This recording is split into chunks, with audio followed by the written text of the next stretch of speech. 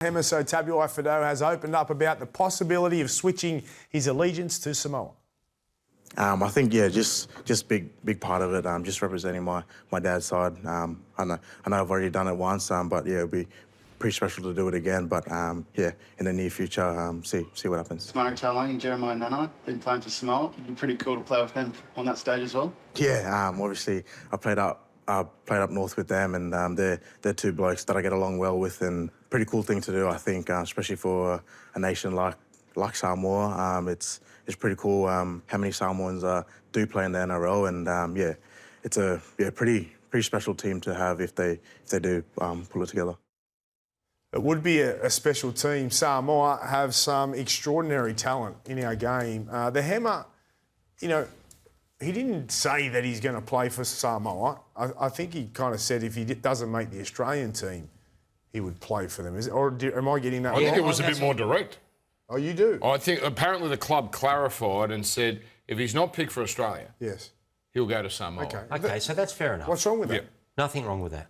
I thought it was the other way around, and he was another one that was likely to choose Samoa ahead of Australia, which, if that was the case for me, we're reaching crisis point. Because, and again, if Hammer said it the other way, well, mate, he's entitled to do that. And they're all entitled to make their own choice for that matter. But what I'm saying from an Australian perspective, we can't continue to believe that Tonga and Samoa are tier 2 nations when they're going to field the teams that they've got. You know, teams of superstars, and it's got nothing to do with the pathways, because they'll never have the pathways in their country that will match up against what Australia and everyone has. Okay, so now, during the day, a few of us went to the lab and we've come up with the potential Samoan team. Now, have a look at this, 1 through to 18, even 19. It is unbelievable. You can't get Josh Papali in that 17. You can't get Josh Papali in that. That's not tier 2. Hey? That's not tier 2. It can't be tier 2, regardless. It can't be. And this is a decision that the NRL is going to have to be tough on, because Origin is the big fish in this too, and it's the cash cow. It's the history of our game. Crawl's money is always going to win, and they'll protect Origin before they worry about the sanctity of Test football. But how do you protect Origin, right? I think you under separate the current it. rules. I think no, you separate it. Dan. So Dan, I think you separate it. You're wrong. You're wrong, mate. Because the problem at the moment is not. It's the history of Origin and the players that are coming through. If these people and they're entitled to do it, but they continue to play for Samoa, what's wrong with that? The rules have to change.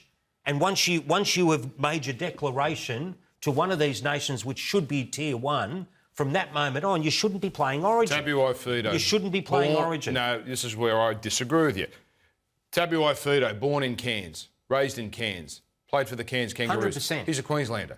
Listen, and I'm happy for him to play for Samoa. Usually sits in that seat, and you listen to Gordon talk about this with passion. Brian To'o. He says it all the time. Obviously, I don't have the credibility of Gordon Tallis, but Brian To'o, born in Sydney, raised in St Mary's, he's a New South Welshman. They all are, Dan. And that's my point. They are New South Welshmen and Queenslanders. What's the problem? The problem is, long-term, Origin will die if you don't protect it. It will, because it'll no longer be that mate against mate mentality.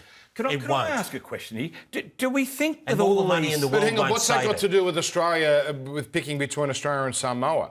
So we've used examples of players who are still want to, and be honest, want to get the money to play for New South Wales and Queensland, but also want to play for Samoa or Tonga. But what's the problem? Well, here's the latest problem. I heard last week, it was mentioned along the grapevine, that there may be a push in the next CBA to double the payments and make Origin worth $200,000. Should be.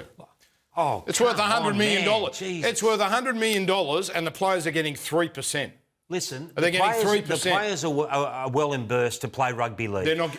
Origin, give them their when they initially slice. played State of Origin, it was a couple of $1,000s. Oh, okay, how much all right. $200,000 to play 3 games. Well, it was different in the black and white era. They are bringing. All the NRL does is boast $100 million product. I'll tell you and what. they're getting go and 3%. sell that to the fans. Go and sell that to the fans. They're the ones getting bashed up They're putting on the show. And get 100 they're getting grand, $3.5 million. No, 100 they're getting grand. 30 grand a game. And 100 grand for the series, mate. And they're talking Well, about that's 90 grand putting a it up to series. 2. Well, they're saying 100, and they're talking about putting it up to 200 grand. Fine by Anyway. me. Well, that was nice. I've sat back tonight Before we and move enjoyed on, that. Brad, can I ask a question? Does that list we just flashed I up forgot there? you were here, boy. Yeah, well, I was trying to get in before.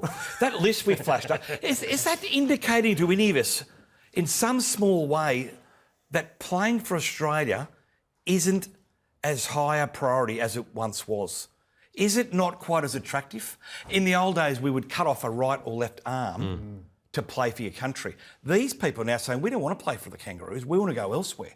I mean, I love the Kangaroos, and I love the jump and what it represents. Isn't that good, though? I'm not saying it's Test bad, football's Dan. never been better than I'm it not is saying right it's now. bad. I'm just saying, though, suddenly it seems to be that the Kangaroos jumper doesn't It's seem a to hold as concern- much It's a pride concern for Mal. as what it once It's a concern did. for Mal that so many players are looking to Go deflect. elsewhere. You know, I mean, Kalen was an example. The back end of last year, you know, he didn't even tell Mal that he wasn't. Well, that was insulting. Yeah, but that was wrong. But what I'm he not did. trying to have a crack at Kalen. It's just my point is that there is, even at the back, because there's so much rugby league played now too, and you've got a long season, it's harder, it's faster.